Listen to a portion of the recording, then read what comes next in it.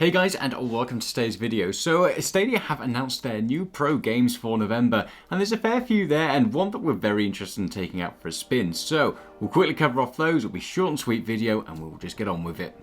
So for some reason the community seemed to be quite worried that maybe we were going to skip a month of pro games and that Stadia would go to a bi-monthly kind of basis for their pro subscribers, but no, don't worry, that doesn't seem to have happened. So the first game on the list is Saints Row 4. So if you've never played any of the Saints Row games, it's basically like Grand Theft Auto, but a lot more tongue-in-cheek. There's a load of crazy stuff going on, and this one looks like an absolute blast, and we can't wait to be able to play this one out. Be really interesting to see how it all kind of plays on the Stadia platform. So yeah, one that we are very interested in picking up. The next one is a bit of an interesting one, and that is 100 Days Winemaking Simulator. So basically this has you take over a wineyard or a vineyard, however you pronounce it, and basically you're making wine and you're kind of doing all your bits in the background with like I guess your production and stuff like that. You have to choose which vines you're going to grow, how to grow them, how you're going to harvest it. And at first when I saw a winemaking simulator, I was just like, what on earth? How on earth do you make that into a simulator? But actually, it looks as though it's got a lot more depth to it than I was expecting. And there definitely seems to be quite a bit there to be able to play with. So we'll give that one a go. It wasn't on our radar at all, but it looks pretty interesting. So we'll at least give it a try.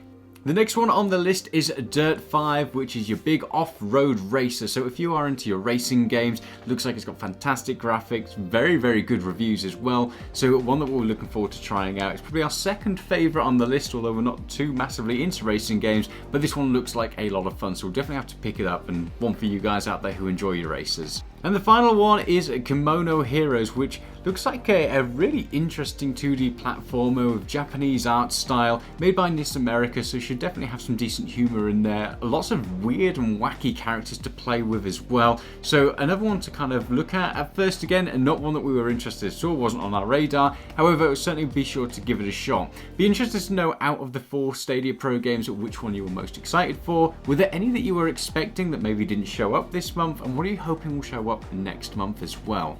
And just to throw in there a couple of other Stadia news bits, we're starting to see some 30-minute demos become available, which is really interesting in terms of getting new players onto the community. Control is one of those games at the moment, so if people don't already have it, they can try it out, and fingers crossed that kind of brings people across onto cloud gaming. Stadia also announced that they were moving to a bi-weekly, so every other week, in terms of their news. So this week on Stadia will be this other week on Stadia instead. Now, a lot of people are taking it in whichever way they want to. So people who dislike this Stadia just seem to be saying, you know, what a nightmare it is, and it just shows that it's about to die because they've got no news to talk about. People who love Stadia are talking about the fact that it's fine. It means that we don't have to have too much news coming through all the time.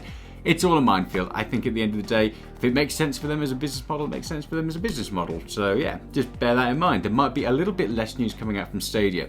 And probably the most exciting thing from Stadia this week is they announced World War Z is coming across to the platform as well. So that looks really, really fun. I haven't played it yet. It is available on some other platforms, and I've always been intending to give it a go, but now it's coming over to Stadia. We will definitely be giving it a try out, and that should be coming at some point before the end of the year. So keep your eyes out for that if you're in for zombie shooting and all of that. It's nice to see that we still have lots of titles that are coming across to the Stadia platform.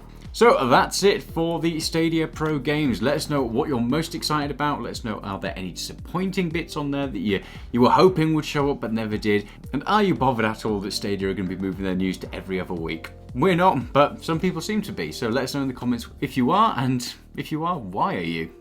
Interested to know. Right, well, I hope you enjoyed that video. Hit the like and subscribe button if you can, because it helps the channel to grow, and we'll be back in the future with some more awesome content. Till then, we'll see you soon. Bye.